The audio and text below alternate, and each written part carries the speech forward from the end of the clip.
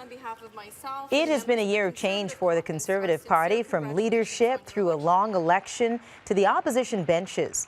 I recently sat down with Interim Party leader Rona Ambrose at her new residence, Stornoway, to talk about the changes of the past year and the changes still to come. Thanks so much for inviting us. You're welcome. It's great to have you here. It's such a pleasure to be here. So when I saw that you made it in as interim, I thought, interim? This should be the leader of the Conservative Party. Why did you go that route? Why was that a good fit for you? You know, it's a great fit for me, and I appreciate the compliment. But I've always been a team builder, a bridge builder, an organizer, and I think what my strength is to help get the party ready for the next leader, for our new leader. So there's a lot of challenges ahead. Don't get me wrong. We have to set up our team in Parliament.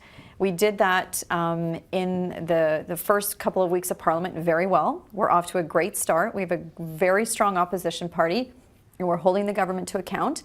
But now we also have to turn my attention to the actual party side of things and get us ready for a leadership race. And that's an exciting time because we haven't had a leadership race in the Conservative movement in a decade. So this will be very interesting. We've heard some names bandied about. We're hearing names like McKay or Raid or Kenny. What do you think the leader should have as far as qualities? Well, the leader has to be a strong communicator, someone that has strong Conservative values, and all of the people you mentioned, plus more, have all of that. We've got some very strong leaders in our caucus currently in Parliament that could step into this race and do very well. And there's some people on the outside that are thinking about it. Are you thinking about anybody in particular? When you say on the outside? I'm not going to mention names, but there are some strong people that might be interested in coming forward, and I'm encouraging them.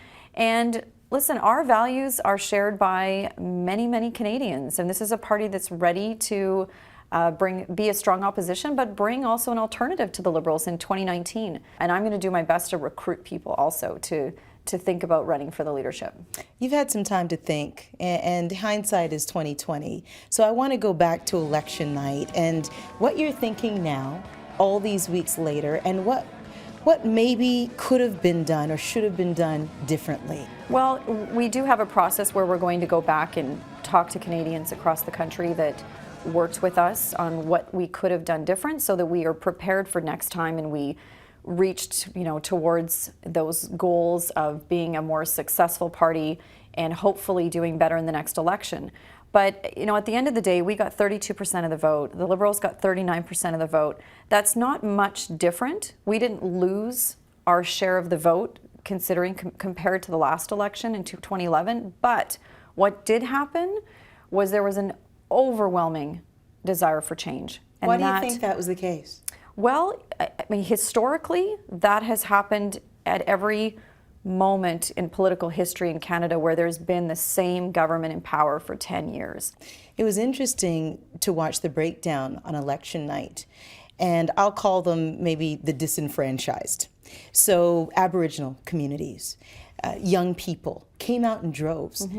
I spent some time with Renelle Harper's family, and they said, the present government, the Conservative government, has to go because it doesn't have our back. The inquiry into the missing and murdered women in this country is now going forward. And that's something that wasn't supported by your government and is supported now, as you've said. Why the change? Well, my whole life I've worked in the area of ending violence against women.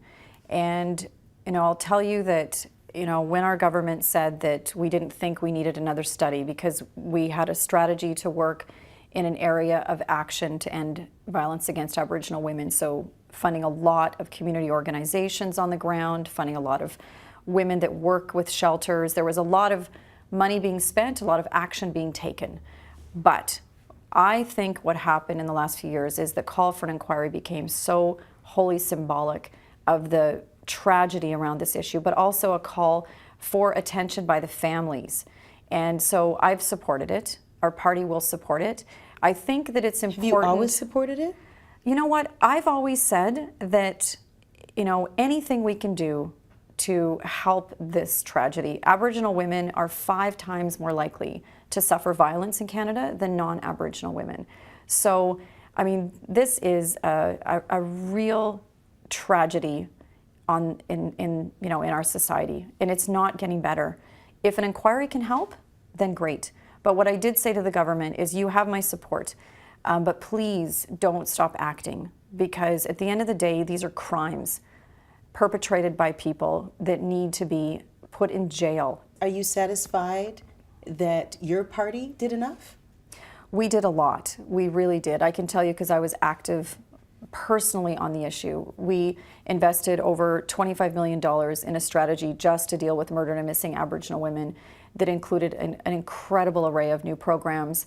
But there's more to be done. There's more to be done to make sure that the families get the support they need. So it's going to take a lot more than the federal government. It takes the cities, it takes provinces, it takes everyone working together to solve an issue this complex. You are accomplished. You have done so much in life, politically and personally. But I would think that the most important job, or one of the most important jobs, would be that of mom. Yeah. You've got kids.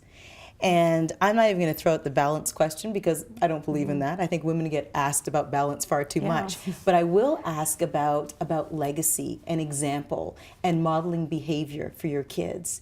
Is that important, and what is it that you want to show them, Ms. Ambrose? Well, I'm a stepmom, so I'm lucky to have kids in my life, and I get to spend a lot of time with them.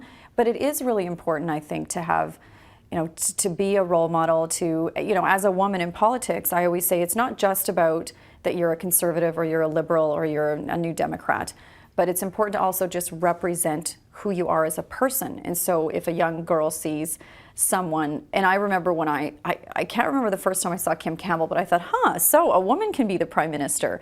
And so a woman looks at you and says, a woman can be a famous journalist and an accomplished journalist. So I think it's important for women that are in positions of power and are accomplished to mentor young women and say, you can do this too. It's not that hard. You just take step by step, day by day, and you can accomplish those goals that you set out. So being a role model is, I think, really important. Thank you so much for this. Thank you. Thanks for inviting us to your home. Thanks. It's wonderful. Thank you.